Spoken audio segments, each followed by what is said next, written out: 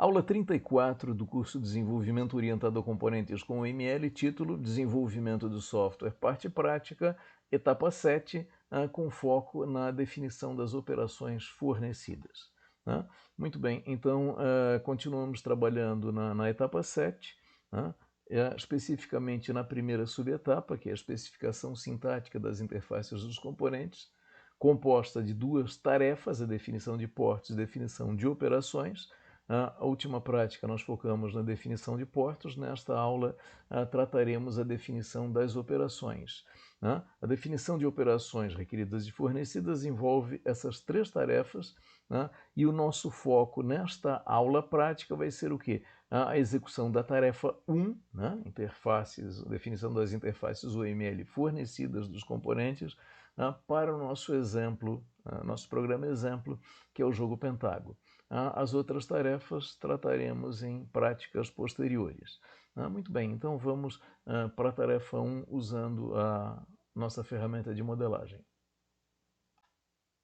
O primeiro passo é a definição das interfaces fornecidas. Então, mecanicamente, nós vamos criar uma interface fornecida em cada um dos portos aqui do nosso exemplo, que é o componente interface usuário, e vou chamar essa interface de interface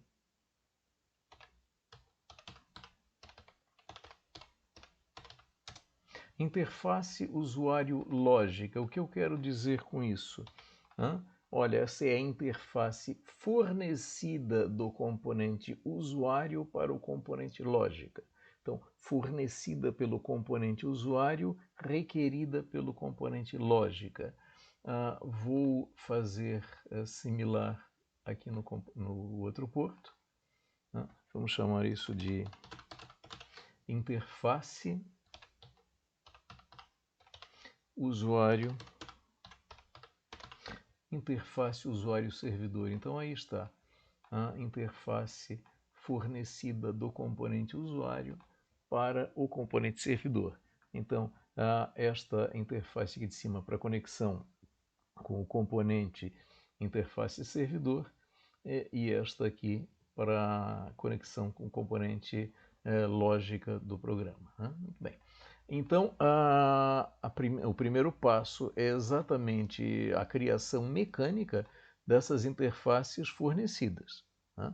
Muito bem. Agora, a questão é, quais diagramas de sequência envolvem o componente que nós estamos modelando agora, que é o componente interface usuário, e nesses componentes, em quais deles há operações fornecidas por esse componente, quer dizer, invocações para esse componente. Então vamos lá na especificação da interface do programa, olhar os diagramas de sequência produzidos. Estamos tratando então agora a especificação do programa Pentágono, do programa orientado a componente. Estamos vendo o diagrama de casos de uso. Só para lembrar que nós fizemos diagramas de sequência para os 8 casos de uso em cinza que aparecem aí ao centro. Para os 5 em amarelo, nós concluímos lá atrás que não era necessário fazer diagramas de sequência porque não havia interação entre componentes. Muito bem, e nós queremos tratar o componente interface usuário. E desses 8 diagramas, o componente interface usuário aparece nos 8. Então nós queremos, vejam aqui começando com o primeiro, iniciar partida, aqui está em destaque o nosso componente interface usuário e ele vai aparecer em todos. Agora a questão é, puxa, e aí, onde estão as operações invocadas desse componente? Então, nesse primeiro diagrama, nós sabemos que essa primeira chamada ela é decorrente de uma ação de interface, do comportamento interno do componente. Isso não é operação fornecida, essa não vai entrar. Próximo diagrama, da mesma forma, a primeira mensagem se refere a um comportamento interno do componente e não entra como operação fornecida. Mas nós temos aqui, observem, aqui destacado em cinza, duas operações invocadas desse componente. Opa, então o nosso componente tem as operações fornecidas, notificar e exibir estado. Em que porto? Opa, naquele porto dedicado a conectar a lógica do pentágono. Então, lá no componente, no porto usuário lógica, nós precisamos colocar essas duas operações, notificar e exibir estado. Ok, vamos em frente. Girar quadrante, novamente nós vemos essas mesmas operações, notificar e exibir estado, originadas do componente lógica. Conectar, nós temos aqui notificar e aqui embaixo notificar novamente, só que isso vindo do componente interface servidor, então vindo do outro porto, e ainda essa outra operação, essa terceira operação invocada do componente, informar nome e servidor. No desconectar, observem, nós não temos nenhuma operação invocada do componente interface usuário, lembrando que a primeira é comportamento interno, não é operação fornecida. Aqui o caso de uso, receber jogada, então aqui está o nosso componente em questão, nosso componente interface usuário. Então observa que esse caso de uso, receber, é o primeiro de 3 casos de uso de receber, são ações que vêm do servidor. Então aqui o NetGames, reusado, ele envia essa mensagem para o componente interface servidor, receber jogada, e quem trata essa jogada recebida naturalmente é o componente lógica, ele precisa tratar essa jogada. Só que nós decidimos lá atrás que o componente lógica e o componente interface servidor não teriam conexão. Para quê? Puxa, para que não tenha um acoplamento muito grande entre o nosso conjunto de 3 componentes.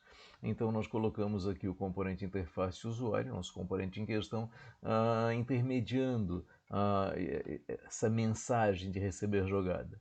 Então observa que o componente, nós temos 2 operações fornecidas. A primeira operação aqui no nosso componente interface usuário é exatamente o receber jogada, basicamente para repassar para a lógica, e o informar estado como resultado. Muito bem, então 2 operações.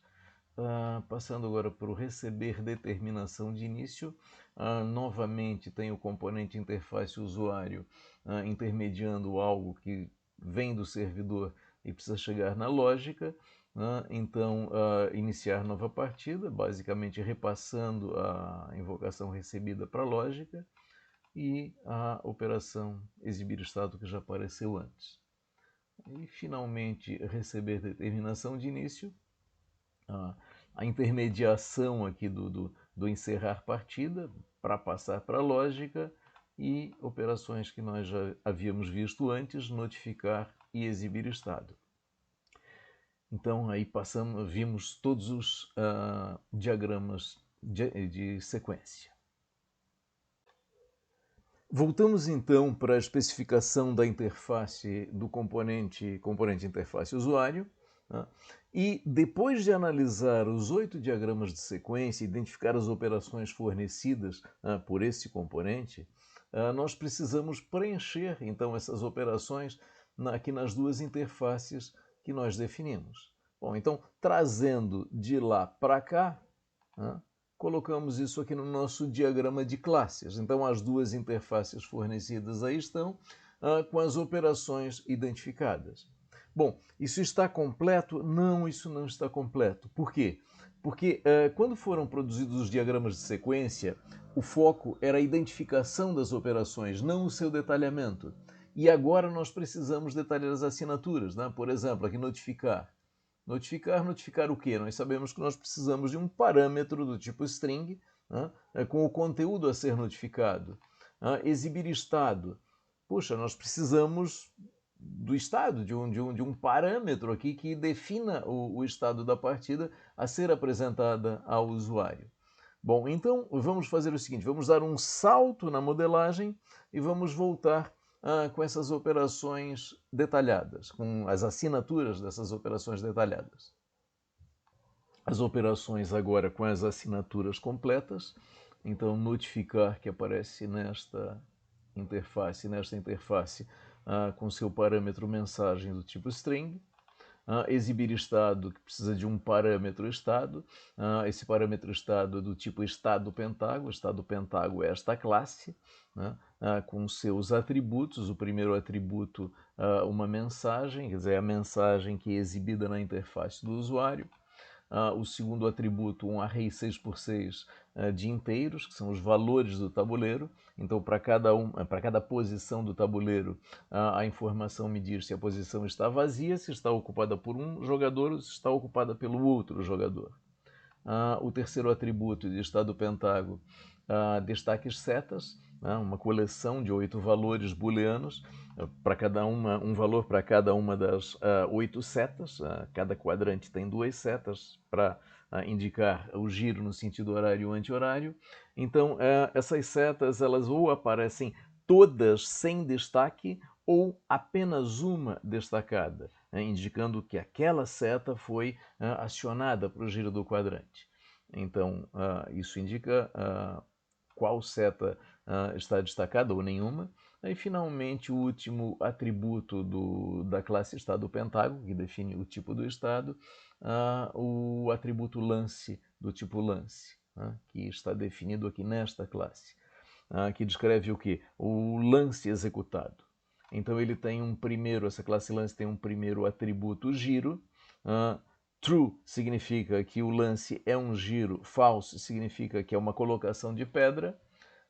Os atributos linha e coluna, que só são relevantes quando o lance é uma colocação de pedra, e os atributos quadrante e sentido, que só são relevantes quando o lance é um giro.